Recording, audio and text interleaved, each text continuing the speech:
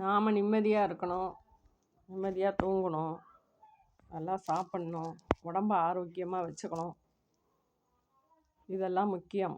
இதுக்கு நாம் முக்கியமாக என்ன செய்யணும்னு கேட்டிங்கன்னா, அனாவசியமாக நம்ம மற்றவங்கள்ட்ட நம்ம கதையவோ இல்லை அவங்க கதையவோ கேட்கக்கூடாது. அவங்களாம் சொன்னால் போட்டுக்கலாம். அதுக்கு நம்ம ரியாக்ஷன் கொடுக்கக்கூடாது. எல்லாம் சரியாயிடும், பயப்படாதீங்க, அதை ஒரு வார்த்தை ஆறுதலாக சொல்லிட்டு விட்டுடணும்.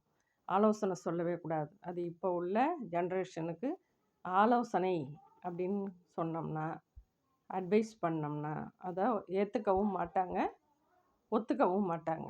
அதனால் தயவு செஞ்சு இந்த அட்வைஸ் பண்ணுற வேலையை விட்டுருங்க.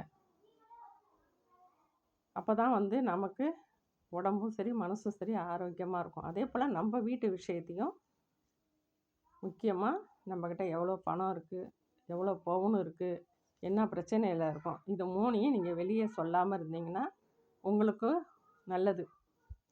ஏன்னு கேட்டிங்கன்னா, இந்த நம்ம சொன்னதை வச்சு அவங்க திரும்ப என்ன பண்ணுவாங்க, நம்மக்கிட்ட பணம் கேட்பாங்க.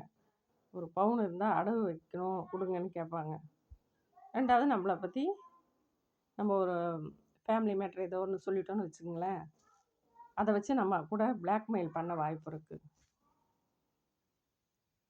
அதை யார்கிட்டயாவது சொல்லிடுவாங்களோ அப்படின்னு சொல்லிட்டு நமக்கு ஒரு பயத்தை அச்சுறுத்தலை உருவாக்குவாங்க. அதனால் தயவு செஞ்சு வீட்டு விஷயத்தை வெளியில் யார்கிட்டையும் உங்கள் ஃபேமிலி மெம்பர்கிட்ட பகிர்ந்துக்கலாம்,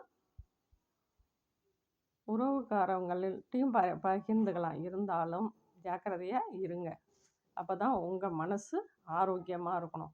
மனசு ஆரோக்கியமாக இருக்கணுன்னா நீங்கள் அமைதியாக இருக்கணும்னு நினச்சிங்கன்னா அடுத்தவங்களுக்கு அட்வைஸ் பண்ணுறத நிறுத்திக்கோங்க. அதுதாங்க நமக்கு ஆரோக்கியம்.